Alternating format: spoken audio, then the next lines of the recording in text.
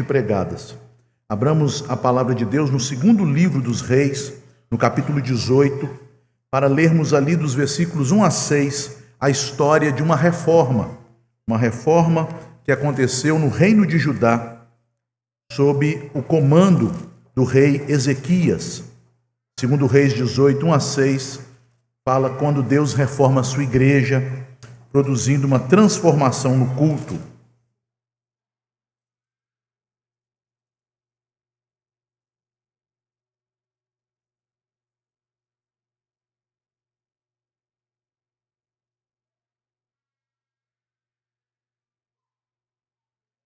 Diz assim a palavra de Deus, segundo livro dos Reis, capítulo 18,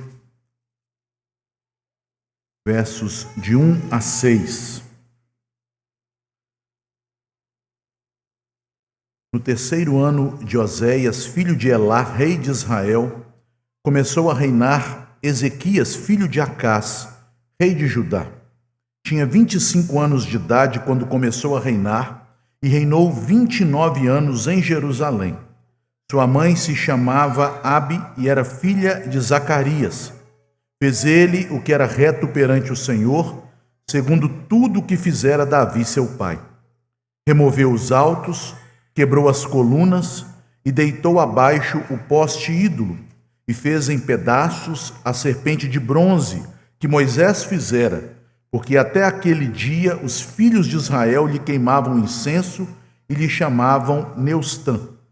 Confiou no Senhor, Deus de Israel, de maneira que depois dele não houve seu semelhante entre todos os reis de Judá, nem entre os que foram antes dele.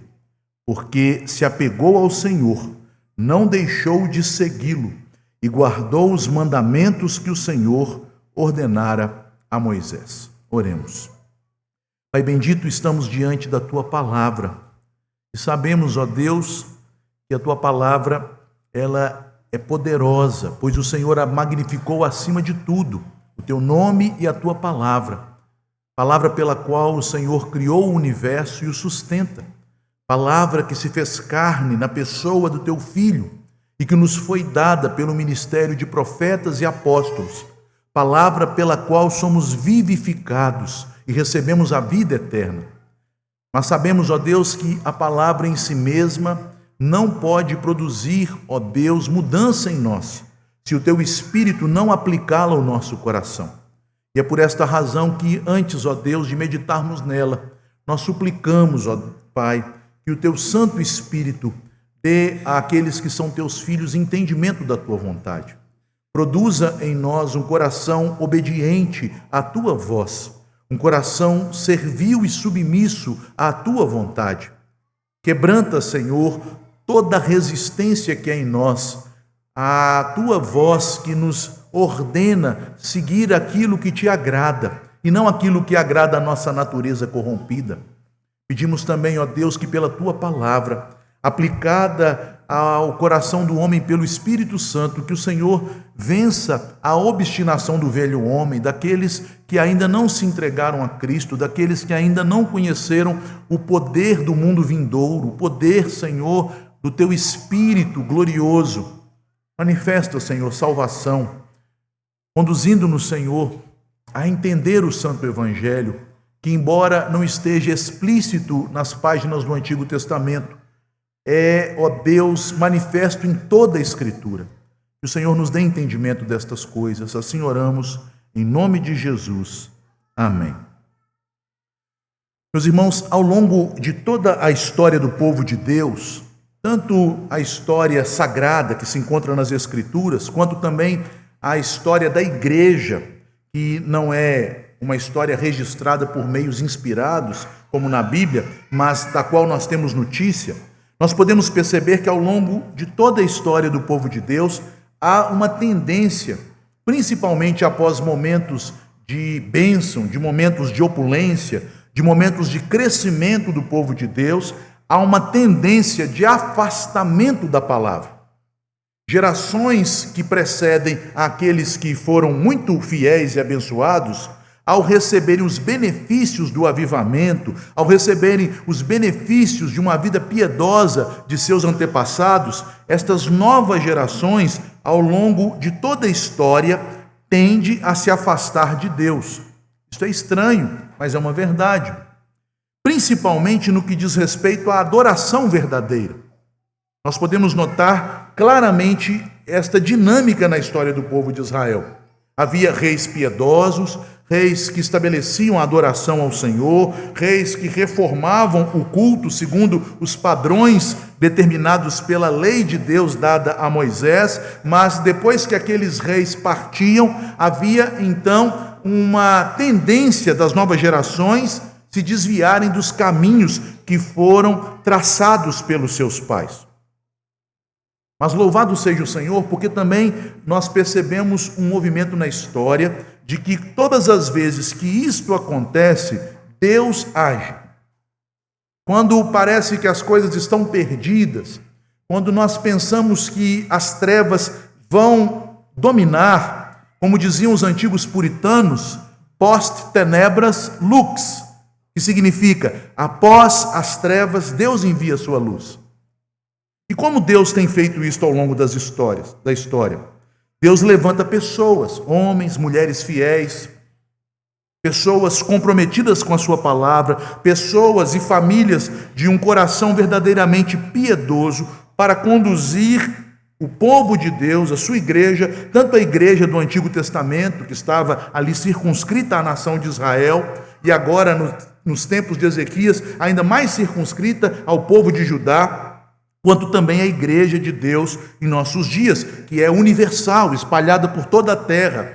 Deus levanta pessoas para conduzir reformas, que são, na verdade, um retorno à palavra, um retorno às verdades de Deus que nos foram reveladas pelos santos apóstolos e profetas. O alicerce da igreja, conforme está em Efésios 2:20, é a palavra de Deus revelada aos santos apóstolos e profetas. Como diz o apóstolo Paulo em Efésios 3:5, a nós, apóstolos e profetas, Deus revelou o evangelho. É isso que nós chamamos de sola escritura. A escritura é o fundamento da igreja. Não é a igreja que estabelece a escritura, mas a igreja é estabelecida e permanece de pé à medida em que ela é dirigida pela escritura, incluindo a pureza do culto. Mas vejam, isso não começou na Reforma Protestante, com Martinho Lutero, e a Reforma Protestante aconteceu praticamente em 2 locais ao mesmo tempo, sem que um destes teólogos tenha sido influência para o outro. Por Martinho Lutero, na Alemanha, e por Ulrico Zwinglio, do qual nós somos herdeiros espirituais. As igrejas presbiterianas são herdeiras da Reforma Suíça, na cidade de Zurique. Depois de Zwinglio, Calvino, John Knox e o presbiterianismo. Não é algo que aconteceu apenas no século XVI. Nós percebemos que muitos séculos antes do movimento que foi levantado por Lutero, Zwinglio, por Martin Bucer, por Philippe Melanchthon, por Ecolampádio, por tantos homens de Deus, por John Knox, por Calvino, muitos séculos antes, Deus levantou Ezequias, um rei de Judá, descendente de Davi, que não se contentou com um culto misturado com elementos da cultura da época, com elementos do sentimentalismo pagão, que queria adorar as divindades sentindo, tendo experiências emocionais, ou do tradicionalismo de judeus que passaram a adorar uma imagem de escultura que não fora criada para aquele propósito. Ele se levantou, enfrentou todas aquelas coisas e levou o povo de Judá a adorar a Deus conforme a palavra. Ele faz uma reforma, ele estabelece a palavra como o fundamento, a autoridade principal de seu governo e implanta a palavra no culto em Judá. O texto que nós lemos nos diz: fez Ezequias o que era reto perante o Senhor, Diz ainda o texto, ele removeu os altos, que eram os altares que haviam nos montes, em que os deuses pagãos eram adorados, mas de maneira sincrética. Eram elementos da adoração pagã incorporadas à adoração israelita. Eles diziam, estamos adorando ao Senhor, mas segundo a adoração pagã, tal como acontece na religiosidade cristã brasileira. Estamos adorando ao Senhor com tambores que invocam divindades africanas. O Senhor é adorado assim? Foi assim que o Senhor estabeleceu sua adoração? Mas era assim que acontecia em Israel. Tomando este exemplo para ilustrar, eles adoravam segundo os moldes da adoração de Baal, de Astarote, daquelas divindades, mas diziam, estamos adorando ao Senhor. Adoravam no local em que Deus não havia estabelecido os altos, e não no templo em Jerusalém. Ezequias fez tudo isto, porque diz o texto, no final do verso 6, porque ele guardou os mandamentos do Senhor. E prestem atenção, meus irmãos, isto é essencialmente o que na reforma recebeu o nome de princípio regulador do culto, que diz que só pode fazer parte do culto a Deus aquilo que Deus mesmo estabeleceu em sua palavra, e aquilo que Deus não disse que deveria fazer parte de seu culto está terminantemente proibido. O culto a Deus é só a Escritura, é somente pela palavra. Nós vemos então, neste texto de 2 Reis 18, a seguinte verdade central: toda verdadeira reforma espiritual começa com a restauração da adoração, conforme ordenada na palavra.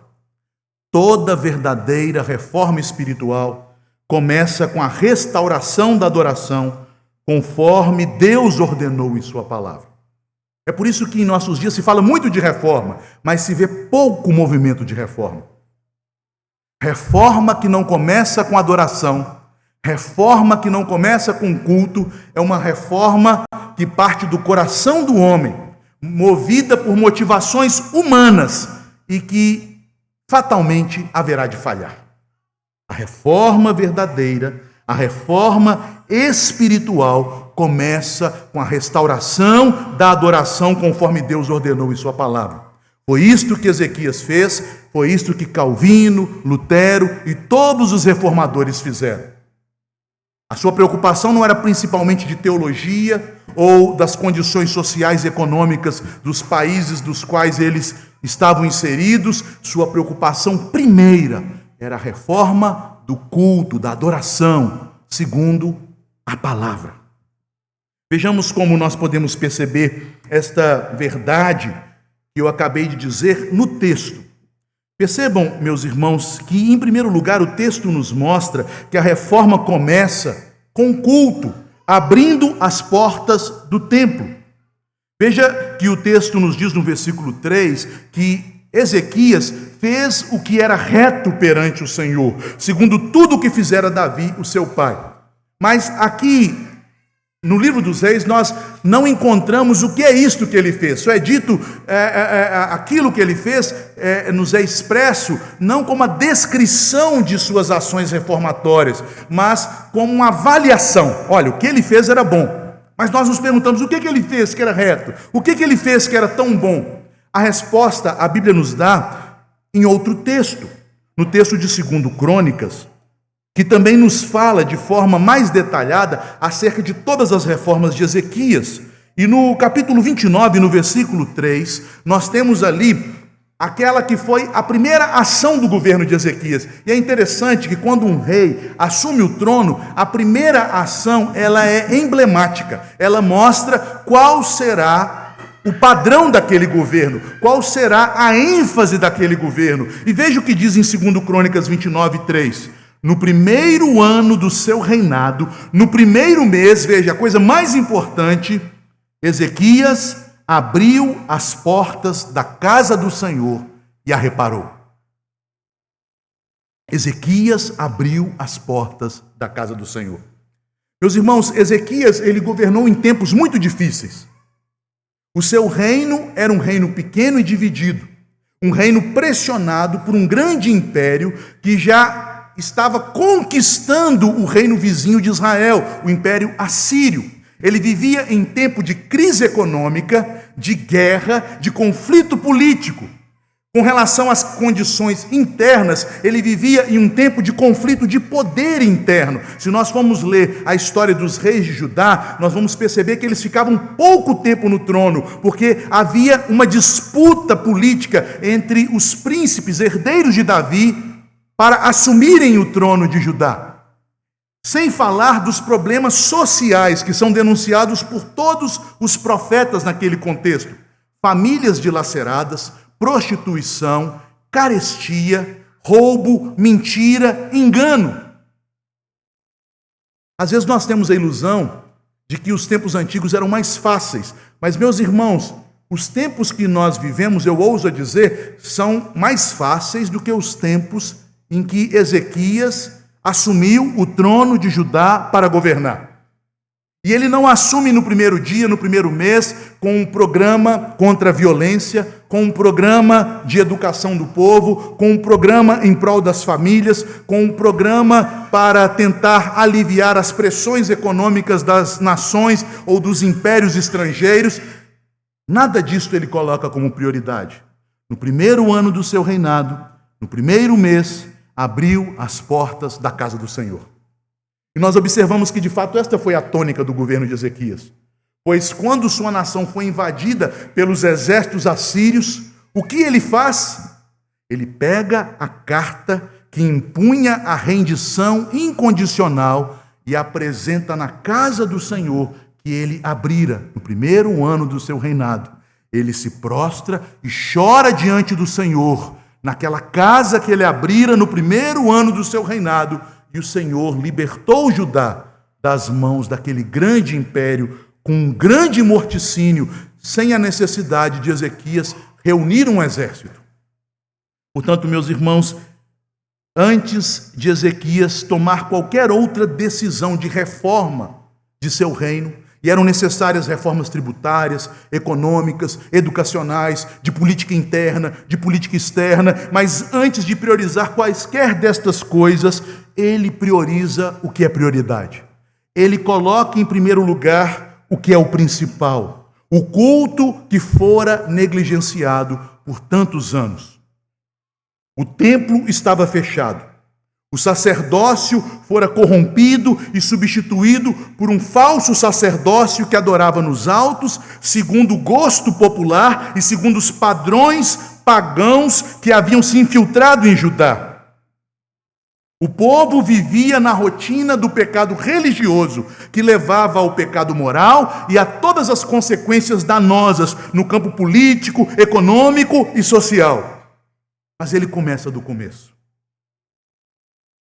É como se Ezequias, muito antes daquele que seria seu descendente, porque Jesus procede de Davi e de Ezequias, estivesse no Sermão da Montanha, ouvindo o Senhor Jesus dizendo: buscai, pois, em primeiro lugar, o reino de Deus e a sua justiça, e as demais coisas vos serão acrescentadas. Quando nós brasileiros olhamos para os países que foram, há tantos séculos atrás, alvo da reforma protestante, países que outrora eram a escória da Europa. Você sabia que a Suíça era a escória da Europa até o século XVI? Você sabia que a Alemanha era um dos piores países da Europa no século XVI? Você sabia que a Inglaterra e a Escócia eram insignificantes e a Holanda era uma colônia da Espanha? Mas quando a palavra de Deus chegou naqueles lugares e aquelas populações se voltaram para o Senhor, preocupando-se em primeiro lugar com a honra do nome de Deus, com culto ao Senhor, Deus, reformando o culto, reformou todas as áreas da vida. Reformou todas as áreas da vida. Onde começa a reforma espiritual? Começa no culto, no retorno à presença da palavra de Deus, no retorno à adoração a Deus conforme sola Escritura. Não começa na política, mas na igreja. Não começa na economia, mas no joelho de crentes. E, meus irmãos, esta história é tão repetida, só não é contada pelos historiadores porque não lhes convém aos seus projetos ideológicos e políticos.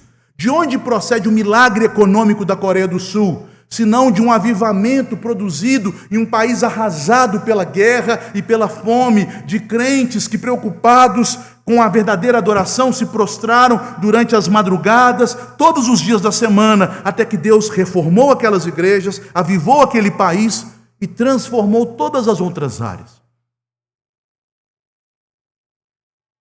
Não começa também, meus irmãos, a reforma no marketing, no coral, na performance da igreja, nos pregadores da mídia. Não começa no YouTube, nas redes sociais, nas curtidas no Instagram. A reforma começa na restauração do culto. Quando as portas do templo são abertas. Quando um povo começa a buscar ao Senhor conforme a sua palavra, quando os crentes passam a se dedicar a Deus, guardando o dia do Senhor, tomando o culto como prioridade para a sua vida e para as suas famílias. Assim como um casamento não pode ser restaurado simplesmente aumentando o lazer, e esta é às vezes uma forma equivocada que as pessoas tentam restaurar os problemas de relacionamento. Olha, estamos tendo dificuldade de relacionamento, vamos sair mais, vamos tirar férias, vamos ter mais momentos a sós. Isto não adiantará nada para restaurar um relacionamento. Da mesma forma, a aliança do homem com Deus não é restaurada a não ser pelo culto, quando nos prostramos diante do Senhor e o cultuamos segundo a sua palavra.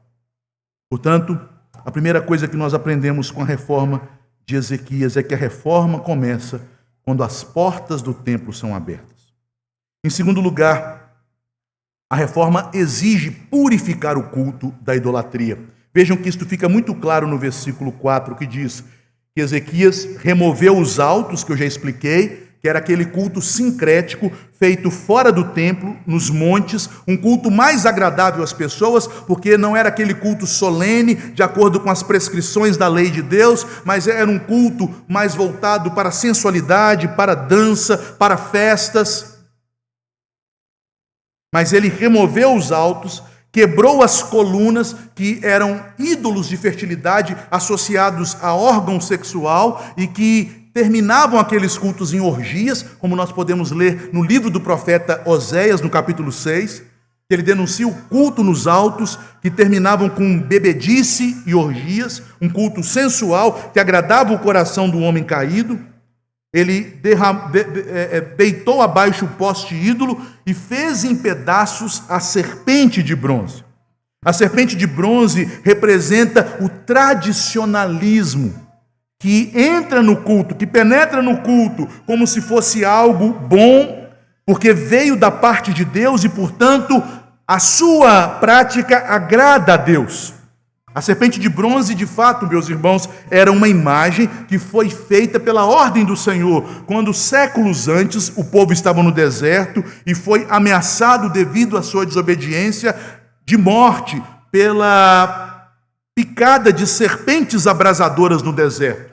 Deus, então, ouvindo a intercessão de Moisés para livrar o povo daquela praga, ordenou que Moisés fizesse uma serpente de bronze e a levantasse no deserto. E todo aquele que fosse mordido pela serpente e olhasse para a serpente de bronze com fé, seria curado. Claramente, aquela imagem era uma representação da maldição do pecado que caiu sobre Cristo. E isto não é uma conjectura ou uma conclusão que eu tiro da minha própria mente, mas é a interpretação que o próprio Senhor Jesus faz, conforme está no Evangelho de João, no capítulo 3, quando ele diz: assim como a serpente de bronze foi levantada por Moisés no deserto, convém que o Filho do Homem seja levantado na cruz do Calvário. Mas aquilo que foi algo circunstancial e momentâneo, o texto nos diz que eles tornaram em um instrumento de idolatria. Percebam, meus irmãos, até mesmo aquilo que Deus ordena, mas não ordena de forma a ser uma prática recorrente, se nós tomamos como alvo de nossa adoração, isso pode se converter em idolatria. A serpente de bronze se tornou um objeto de idolatria. Eles lhe deram um nome pagão, Neustã, e eles começaram a queimar incenso àquela serpente de bronze, a cultuar a Deus com um símbolo que fora instituído no passado pelo próprio Deus, mas de maneira que Deus não havia ordenado. Algo que Deus não havia estabelecido para o seu culto se tornara um objeto de adoração. O que Ezequias faz? Ele a destrói. Radical, não é verdade? Mas, meus irmãos, era uma reforma. Só a Escritura. A Bíblia não é clara no segundo mandamento da lei que nos diz: não farás para ti imagem de escultura. 1. Não as adorarás, que significa não se prostre diante de nenhuma imagem. 2. Não lhes darás culto. 3. Porque eu sou o Senhor teu Deus, Deus zeloso, que visita a iniquidade dos pais nos filhos até a 3ª e 4ª geração daqueles que aborrecem este meu mandamento, daqueles que fazem imagem, daqueles que se prostram diante de imagens, daqueles que cultuam imagens. Deus promete amaldiçoar até a 3ª e 4ª geração dos que fazem assim. Você já parou para perguntar por que o Brasil é um país tão rico? Por que as potências do mundo estão brigando por nossas riquezas minerais e nós permanecemos uma nação que não avança? Porque nós estamos debaixo da maldição da idolatria. Eu sou o Senhor, Deus zeloso, e eu amaldiçoo até a 3ª e 4ª geração daqueles que fazem imagens, daqueles que se prostram diante de imagens, daqueles que cultuam imagens. Meus irmãos, não sou eu que estou dizendo isso, é a palavra de Deus que diz isso. Percebam que todas as nações que participaram da reforma e removeram as imagens de seus locais sagrados de culto, todas elas prosperaram. E as nações que permaneceram adorando imagens ficaram para trás. As grandes potências da Europa no século XV, Portugal, Espanha e Itália, por causa de sua idolatria a imagens, perderam tudo. E aquelas nações pobres que eram subjugadas por Portugal, Espanha e Itália, como a Holanda, a Suíça, a Inglaterra, a Escócia, prosperaram. Deus não admite que sua glória seja dada a imagens de escultura.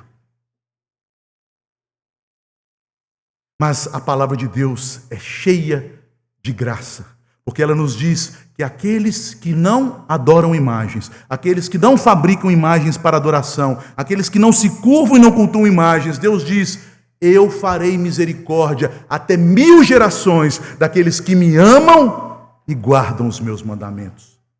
Ezequias creu na palavra de Deus e ele não queria provar o Senhor para agradar o povo. O que ele faz com aquela imagem tão venerada, com aquela imagem que era tão apreciada pelo povo de Judá? Diz o texto que ele fez em pedaços a serpente de bronze. Isto é o chamado princípio regulador do culto em ação. Até aquilo que outrora foi legítimo pode e deve ser removido se não cumpre o propósito que Deus ordenou. Uma tradição sem base bíblica, uma tradição que contraria a Bíblia, não tem autoridade no culto divino. Também a emoção do homem não é critério de autoridade para o culto divino. O eu gosto, eu prefiro, não decide como deve ser o culto. Por que nós temos tantas seitas no Brasil? Porque há uma seita para cada gosto. Eu prefiro assim. Eu gosto assim. Eu me sinto bem assim. Mas a Bíblia não diz que o nosso coração é enganoso. As Escrituras não declaram em Jeremias 17:10, enganoso é o coração, mais do que todas as coisas, desesperadamente corrupto. Quem o conhecerá? Se o coração é enganoso, como eu posso colocar o meu coração como árbitro para julgar o que deve ou não ter no culto ao Senhor? Não é o que eu gosto, é o que Deus estabeleceu em sua palavra. A cultura não define a adoração, as emoções, as tradições não definem a adoração. Somente a Escritura regula o culto a Deus. Ezequias reformou o culto baseado nesta premissa. Em terceiro e último lugar, a reforma restaura o culto. Ele abre o templo, ele tira o que tem que ser tirado e agora ele vai colocar o que deve ser colocado. Isto é restauração. Mas percebam, meus irmãos, não há restauração antes da limpeza. Não há possibilidade de servirmos a dois senhores, pois haveremos de agradar a um e aborrecer a outro. Um coração dividido, Deus não haverá de aceitar, porque Deus quer o nosso coração inteiro para Ele. Ezequias então reorganiza o culto, e nós encontramos estes padrões principalmente em 2 Crônicas, nos capítulos 29 e 30. Tudo o que Ezequias faz e é descrito em 2 a 3 capítulos em 2 Crônicas é resumido aqui nos versos 5 e 6, dizendo que Ezequias confiou no Senhor, Deus de Israel, de maneira que depois dele não houve ninguém semelhante. Ele é elogiado por suas atitudes. É dito, ele se apegou ao Senhor no verso 6, e o seguiu e guardou os mandamentos que o Senhor ordenara a Moisés. Ele é elogiado por sua obediência, mas o texto não descreve os atos de obediência praticados por Ezequias, atos que nós podemos encontrar em 2 Crônicas. Percebam, por exemplo, no capítulo 30 de 2 Crônicas, no verso 12, o que Ezequias realizou. Diz o texto do cronista: também em Judá se fez sentir a mão de Deus, dando ao povo um só coração para cumprirem o mandado do rei e dos príncipes, segundo a palavra do Senhor. Ezequias começou a estabelecer no culto aquilo que Deus havia mandado. Primeiro, a música conforme Deus havia revelado.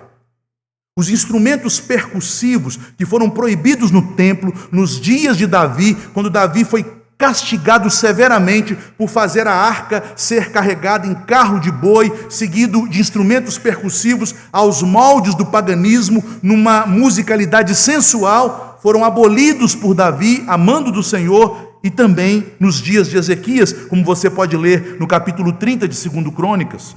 Os cantores oficiais levitas foram restabelecidos. O calendário litúrgico de Israel, os dias sagrados estabelecidos na lei, a Páscoa, foi novamente celebrada e os sacrifícios foram praticados como estão no livro de Levítico. Tudo isto foi feito não pela criatividade do rei, mas o texto nos diz, mas conforme está escrito na palavra do Senhor. Este é o coração da reforma. Meus irmãos, nós estamos ouvindo muito de reforma nos nossos dias. E é triste ouvir de reforma de pessoas que só falam do sola gratia. Uma reforma cujo padrão ou a expectativa é agradar o homem. Você não precisa ficar preso em nenhum sistema religioso. É somente a graça, é somente a fé. E a ênfase na doutrina da graça e da fé, eu percebo que é baseada num desejo de agradar o homem. Porque, meus irmãos, esta é a parte do evangelho que mais nos agrada. Saber que Deus nos amou ao ponto de dar o seu Filho, que nenhuma das obras que façamos é necessária ou suficiente para obter a salvação, que a salvação é totalmente gratuita e o único meio para recebermos a vida eterna é a fé. Isto nos agrada, mas este não é o início, o fundamento da reforma. Este é o que vem depois. O fundamento da reforma é reconhecermos quem é Deus. Existe um Deus santo, justo, criador dos céus e da terra. Um Deus que deve ser temido, amado e adorado. Um Deus que nos fez para a sua glória, que nos fez para o seu serviço e que nossa obrigação é tributar, isto é, pagar a Ele nosso louvor e nossa adoração. Mas nós não temos condições de irmos a Ele por causa do pecado. E Ele então nos dá, pela graça, o acesso a Ele. E nós então podemos receber esta graça pela fé, mediante Cristo, para a glória de Deus. Se nós começamos do sola gratia e do sola fide, nós não entendemos quem é o Deus da graça. Então nós não poderemos entender quão grande é esta graça. É por isso que tudo começa no culto. E percebam, meus irmãos, que este é o coração da reforma. O sola escritura no culto, o sola escritura na fé, o sola escritura na adoração, tendo seu clímax no solo Christus. numa doutrina centrada em Cristo, o único mediador entre Deus e os homens. Porque todas estas reformas que Ezequias fez apontam para Cristo. Todas as formas reveladas do culto do Antigo Testamento eram sombras de Cristo, e retirá-las do culto era o mesmo que retirar Cristo do culto. O templo que foi aberto e restaurado é o próprio Cristo, o templo de Deus, conforme está em João 2,19. O sacrifício que foi purificado segundo o que Deus ordenou a Moisés é Cristo, o nosso sumo sacerdote e o Cordeiro de Deus que tira o nosso pecado, conforme está em Hebreus 4,14. O culto ordenado aponta para Cristo, o único mediador da adoração e o único caminho que nos conduz ao Pai. Nós, de fato, meus irmãos, não vamos fazer uma reforma voltando aos dias de Ezequias, restabelecendo o culto no templo de Jerusalém, mas nós reformaremos a igreja na medida em que voltarmos a um culto cristocêntrico e bíblico. É assim que uma reforma espiritual é estabelecida em qualquer igreja, em qualquer nação. Reabrir o templo significa retornar à presença de Deus. Remover os ídolos significa purificar o culto de todo elemento da cultura, de todo elemento humano, de todo elemento externo e alheio à palavra. Restaurar a adoração conforme a palavra. Concluindo, meus queridos, a pergunta então para nós hoje é: o culto de nossas igrejas é bíblico? É reformado? Se Lutero, Calvino entrassem numa igreja evangélica atual, eles se sentiriam à vontade ou eles clamariam por uma nova reforma? Eu suspeito que Calvino, que Lutero não conseguiria cultuar na maioria das igrejas evangélicas do Brasil de hoje. Eu suspeito que eles chorariam amargamente ao ver o estado da adoração das igrejas evangélicas em nossa pátria e no mundo. Deus nos chama, como chamou Ezequias e como chamou os reformadores, a uma mesma reforma. Não um culto criativo, não um culto moderno ou tradicionalista, mas um culto bíblico, cristocêntrico, reverente, com ordem, com decência, obediente à palavra. Que Deus, meus irmãos, abra os olhos da igreja nos nossos dias, como abriu nos dias de Ezequias, para que a igreja entenda que, em primeiro lugar, a prioridade é o culto. Antes de reformarmos as famílias, antes de reformarmos casamentos, antes de reformarmos o país, a economia, a cultura, as universidades, a educação, há tantas coisas, a economia, a política interna e externa, nós precisamos reformar o culto. Precisamos ser crentes que guardam o dia do Senhor. Precisamos ser crentes que cultuem ao Senhor, conforme a palavra dele ordena. Em segundo lugar, meus irmãos, Deus não existe para nós. É o que as reformas de Ezequias nos lembram. Nós vivemos em uma época tão egoísta que nós pensamos que a nossa relação com Deus se baseia no benefício que Deus produz para nós. Então, nós o cultuamos segundo nossas tendências e modismos, porque vemos em Deus alguém que existe para nos beneficiar, para atender nossas orações, para resolver os nossos problemas, para nos livrar de nossos dilemas. Não. Nós existimos para Ele, porque dele, por meio dele e para Ele são todas as coisas. A Ele seja a glória eternamente. Amém. Nós existimos para a glória dele. Por isso tudo começa no culto. E por fim, a Bíblia glorifica a Deus. Ela é a sua palavra. E por isso ela deve ser central na igreja, no culto, e como consequência ela será centralizada na Bíblia, no governo, na política, na economia, na educação, em todas as áreas da vida, porque todas elas pertencem a Cristo para a glória de Deus. Irmãos queridos, que Deus nos abençoe, que Ele reforme a nossa igreja, que Ele reforme a igreja brasileira, e que Ele reforme o nosso país. Fiquemos de pé, vamos orar, encerrando o nosso culto desta noite.